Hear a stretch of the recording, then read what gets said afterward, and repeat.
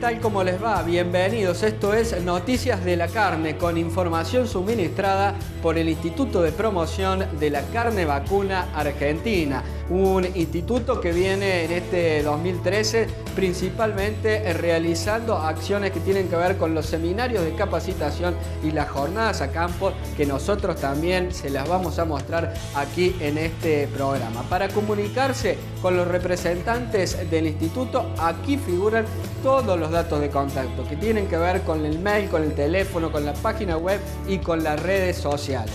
Nosotros ya nos vamos a meter en nuestro primer informe del programa. En este caso tiene que ver con el consumo del ternero holando, sus virtudes y características. Se la preguntábamos al técnico Sebastián Vitone del INTA Concepción del Uruguay. En el caso puntual de los terneros holando, nosotros tenemos una línea de investigación ya de más de 15 años y logramos eficiencias de conversión de 3,5 a 1 kilos de alimento por cada kilo de peso vivo. Entonces, en términos de eficiencia, eso es muy eficiente y fundamentalmente para un bovino, ¿no? Si lo vemos desde el punto de vista de la utilización de los recursos, digamos, no hay animal más versátil que el bovino. No existe dentro de los otros sistemas de producción. Uno puede, suministrándole nitrógeno directamente y una fuente de energía, puede producir proteína de alto valor biológico como la carne, cosa que el cerdo no lo puede hacer y el pollo no lo puede hacer. Si lo vemos desde el punto de vista de las limitantes estructurales que se necesitan para producir carne, uno lo puede hacer con un alimento de muy baja calidad, como puede ser un forraje voluminoso, y el animal también va a utilizar ese forraje voluminoso de mala calidad y lo va a convertir en carne. Y si lo vemos desde el punto de vista de la utilización de grano, va a ser lo mismo, pero con menos cantidad. Y con otro tipo de especies, que no sean rumiantes en este caso, eso no se puede lograr. Desde el punto de vista de la estructura, de la infraestructura para producir, digamos, en condiciones de óptima eficiencia, como el pollo y el cerdo, uno requiere una inversión de capital enorme. Y esa inversión de capital enorme desplaza una gran cantidad de gente del sistema, porque únicamente los que pueden producir ese tipo de carne son las grandes empresas que tienen la capacidad de inversión para poner $2.000 por cerda, X cantidad de dólares para implantar un campo de pollo y amortizarlo en el largo plazo. Si uno lo ve desde el punto de vista de la producción de carne, basta tener, digamos, o bien un campo natural donde no se puede hacer otra cosa, utilizarlo con bovino, o bien tener un excelente campo agrícola, tener granos y comprar animales, y con esas dos capitales de explotación únicamente, los granos y los animales, convertirlo en un sistema de engorde a corral sin necesidad de una mayor inversión. En el caso de los terneros holando, digamos, es una categoría que se desechó durante muchísimo tiempo por no ser una categoría seleccionada para carne. O sea, el holando es una raza que ha sido genéticamente seleccionada para leche. Entonces, cuando lo enfrentamos con las razas británicas carniceras o las cruzas de otras razas carniceras, vemos que tiene una cantidad de limitación. Entre otras, tiene un menor rendimiento y tiene otro tipo de características de canal. O sea, el rendimiento es inferior. En la selección para leche se perdió la grasa. Entonces, genéticamente tiene una población de células grasas muy inferior. Por lo tanto, a mismo peso de terminación, un británico tiene 6 milímetros de grasa y un holando tiene 2. Y eso es así. ¿Es malo o es bueno? ¿Eso es malo o eso es bueno? Desde el punto de vista de eficiencia es igual. Con los dos, con la misma cantidad de alimentos, producen más o menos la misma cantidad de kilos de carne. Desde el punto de vista de gusto del consumidor, probablemente la carne que tenga menos grasa al mostrador sea más buscada, precisamente porque lo que uno quiere comprar es carne y pagar por esa carne y no pagar por la grasa. Con respecto a las características de la carne, hay otro punto que la diferencia bastante de las razas de tipo carnicera al ternero holando en este caso, que es el color. Estoy hablando de categoría ternero de consumo de menos de 350 kilos. El color de la carne del holando es un poco más pálido frente a las razas británicas. Precisamente esas dos observaciones o esas dos características que la diferencian son las que históricamente dentro de la cadena hicieron que se castigara el precio de la carne proveniente de animales holando. O sea, la escasez de grasa por un problema de rendimiento al gancho en el frigorífico y el color por un problema de que tanto los frigoríficos como todos los otros integrantes de la cadena de comercialización le otorgaron un problema del color porque los consumidores, según ellos, tenían una apetencia por los colores más intensos de carne. Nosotros hicimos una serie de experiencias, entre ellas una experiencia de acceso a un mercado, digamos, donde se utilizó, se armó una sociedad con un productor tambero de la zona de Concepción del Uruguay, que es el área de influencia de la experimental donde yo trabajo, un frigorífico local y 5 carnicerías de la ciudad de Concepción del Uruguay. Y ahí trabajamos sobre las categorías de ternero tipo consumo, de 220 kilos a 290, 300 kilos. Se produjeron en condiciones de feedlot a base de grano de maíz entero con un sistema de fibra cero, un grano de maíz entero y un concentrado proteico, salida de aguachera, y esa fue toda la ración hasta peso objetivo de terminación.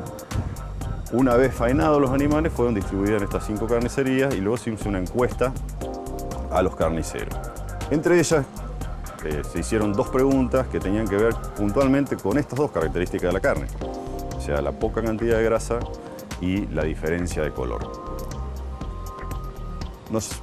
Para empezar, digamos, cuando se hizo la experiencia habría que pedirles por favor que bajaran las medias reses de estos terneros blandos para ofertarla en sus carnicerías, y ellos encontraron que la respuesta en la venta fue realmente satisfactoria, porque los consumidores, quienes eran sus clientes, seleccionaron este tipo de carne precisamente por esos 2 atributos que ellos consideraban, digamos, negativos al momento de la comercialización. Sencillamente por la razón de que el color más claro es asociado por las personas con la terneza. Se asocian los colores claros con terneza. Y la ausencia de grasa pues, está vinculado precisamente a la compra de alimentos, digamos, con menor contenido graso, por todo lo que tiene que ver con las enfermedades asociadas a la salud.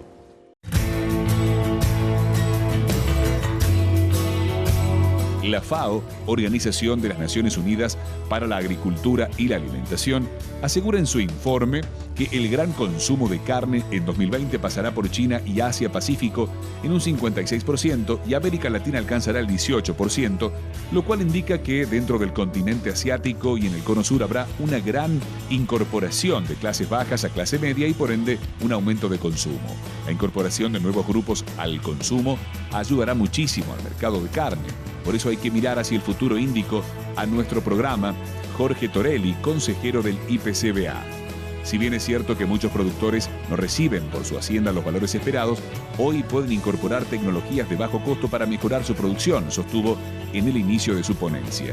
Se debe tener en cuenta que el Mercosur, junto a Chile, ostenta el 25% del stock mundial de vacunos. La gran ventaja que tiene nuestra región es que tenemos agua, muchos campos y una baja incorporación de tecnología en la ganadería o en la producción de carne, destacó.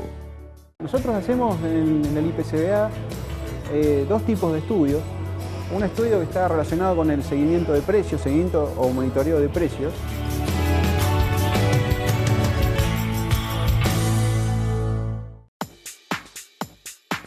¿Cómo estamos comiendo carnes en la Argentina? ¿Y cuál es la visión desde estudios de mercado con enfoques quali y cuantitativos sobre nuestro país? Se lo consultamos en la siguiente entrevista al ingeniero Adrián Bifaretti, técnico del IPCBA. Nosotros hacemos en el IPCBA 2 tipos de estudios. Un estudio que está relacionado con el seguimiento de precios, seguimiento o monitoreo de precios, ¿sí? Hacemos un estudio con TNC Gallup en 200 puntos de venta en Capital Federal y Gran Buenos Aires.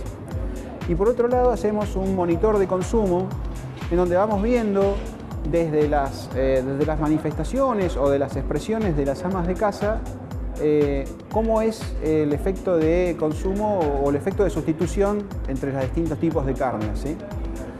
Hubo una caída importante de consumo cuando se dio hace un par de años una escasez estructural de hacienda importante. O sea que hay una consecuencia, menos hacienda, menos oferta de carne, menor consumo, a la par de un encarecimiento de la carne vacuna y un abaratamiento del pollo. Y este último tiempo, ese relevamiento de precios que yo te decía, demostró que en el último año, abril versus abril del 2012, la carne aumentó un 9,5%, la carne vacuna, y el pollo aumentó un 30%. ¿Sí? Entonces, este nuevo reacomodamiento de precios ha vuelto a hacer que parte del consumo que se había pasado a pollo por ahí se vuelve a recuperar un poco el consumo de carne vacuna. Hoy está arriba de los 60 kilos nuevamente, que a nivel mundial es una cifra muy importante, ¿sí? A nivel de consumo de carne vacuna por habitante por año. Eso es lo que nos está demostrando el estudio de mercado, que cuando uno lo complementa, la cuestión más cuantitativa, lo complementa con estudios más de carácter cualitativo, en donde importa ver un poco los aspectos psicológicos o sociológicos del consumo, y hasta antropológicos, te diría. Lo que nosotros vemos es que en estos momentos está teniendo mucho peso la cuestión del rendimiento o el análisis desde el ama de casa de cuánto rinden las distintas carnes, ¿sí? Y el ama de casa nos ha mostrado en los distintos videos de Focus Group, que yo voy a mostrar hoy aquí en el seminario, que la carne vacuna siempre es la que más rinde, ¿sí? Inclusive si se la compara contra otro tipo de alimentos alternativos. Es muy clarito un ejemplo de una ama de casa que habla de comparar 1 kilo de milanesas versus el armado de una tarta, ¿sí? O la comparación de, a ver, con 1 kilo de milanesas, cuánta gente compra, come, ¿no es cierto? O comparar la compra de carne versus la compra que se compra, por ejemplo, en un supermercado, un autoservicio chino. Como estoy pasando textualmente lo que dicen estas amas de casa, ¿no? Entonces, en esta situación donde al ama de casa le preocupa, de hecho, el escenario inflacionario, esto también lo tenemos medido, y además le preocupa todo digamos, todo lo que implica el movimiento de precios en su economía familiar, tiene en estos momentos un peso importante la cuestión de evaluación de rendimiento, o sea, la funcionalidad de las distintas carnes. Y en este sentido, la carne vacuna le saca unos cuerpos de ventaja al pollo y al cerdo también. El ingeniero agrónomo Pablo Catani nos brinda a continuación las recomendaciones para ser cada vez más precisos y eficientes en la confección de forrajes y la alimentación bovina. En primer lugar, creo que hay que establecer el marco en el que nos estamos desenvolviendo. Este marco nos empieza a achicar bastante los márgenes productivos, los márgenes de ganancia en la producción, y quizás las tecnologías no quedaron obsoletas, pero sí quedaron obsoletos algunos conceptos que teníamos. Cuando nosotros antes hablábamos de heno, muchas veces nos estábamos planteando la posibilidad de lograr una fibra o lograr un forraje de buen contenido proteico. Hoy nosotros tenemos que plantear un altísimo contenido proteico con altísima digestibilidad de fibra para que eso tenga muy buena inclusión en las raciones. Aumentar el consumo de cualquier categoría y a partir de ahí poder repotenciar el sistema productivo. Cuando hablamos de silajes, principalmente lo que estamos haciendo es incrementando materia seca en años buenos, porque lo que tenemos que lograr son mayores índices de producción de grano. De esa manera la dieta empieza a tener mayor cantidad de energía, mayor cantidad de digestibilidad, se achica la compra de recursos extracampo y de esa manera se mejoran los márgenes productivos. En definitiva, lo podemos reducir en un concepto de preparar o fabricar nuestro propio forraje, nuestro propio alimento dentro del establecimiento con la mayor cantidad de nutrientes y digestibilidad posible para bajar los costos productivos. Hoy tenemos una altísima competencia o empezó a crecer mucho la competencia con los rumiantes. Entonces nos encontramos que antes cuando encontrábamos subproductos más baratos, cuando encontrábamos grano, oportunidades de grano, muchas veces lo que es la producción de grano se ve muy influenciada o el precio del grano se ve muy influenciada por demandas que nada tienen que ver con la agricultura. Punto número uno. El otro, que hay más actores dentro de la agricultura que están demandando energía, que nosotros antes salíamos a comprar y hoy se nos complica porque a mayor cantidad de demanda el precio se infla. Y hay una situación de coyuntura que es que en el mundo la reserva o la producción y el consumo alcanzó a superar la reserva de grano a nivel mundial. Entonces, cualquier movimiento en cualquier lugar del mundo nos va a impactar en el bolsillo a nosotros acá. Cuando nosotros decíamos estamos solamente en Argentina, esto no me influye, lo que pasa es que salís a leer la pizarra de Chicago y se te dispara un precio de una manera mucho más rápido que lo que puede mejorar el precio del producto que estamos vendiendo, que en este caso sería carne.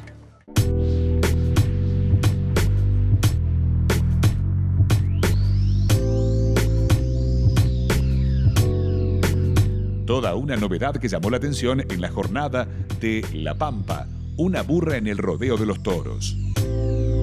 Una particularidad que todos los periodistas, digamos, nos hemos planteado y cuando ya ingresamos al establecimiento, que tiene que ver con la presencia de una burra, de un burro dentro del rodeo. Sí, sí, son cosas que uno va adaptando a través del conocimiento, ¿no es cierto? Porque uno lo que quiere, nosotros siempre hemos destacado el bienestar animal, porque como usted ve acá, por ejemplo, todo tiene su sombra y su agua fresca, ¿no es cierto? Entonces queremos que también el animal esté tranquilo, y para que esté tranquilo la burra le permite como que está al tanto de ella, de los toros, ¿no es cierto? Cualquier movimiento, cualquier cosa rara, la burra como que avisa y el toro se pone en la alerta, ¿no es cierto?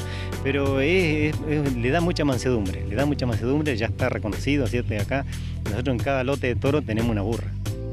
Mario, ¿qué cantidad de hectáreas tiene el establecimiento, digamos, y cómo fue creciendo año a año? Son 900 hectáreas en total, ¿no es cierto? Tenemos mucho monte, hay un monte que no es muy bueno, que es un poco fachinoso, y ahí tenemos que producir, entonces ahí está el desafío, ¿no es cierto? Y después el otro sí es un monte muy abierto, son campos de muchas flechillas, pastos naturales autóctonos de la zona, ¿no es cierto?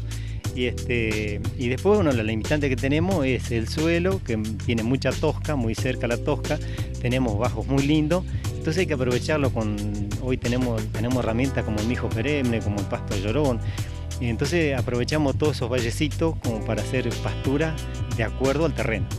Estamos complacidos por la buena concurrencia, ruralistas, entidades, universitarios, facultativos que realmente vienen a escuchar un poco de esa transferencia que nosotros decimos dentro de lo que es la información tecnológica y transferencia tecnológica.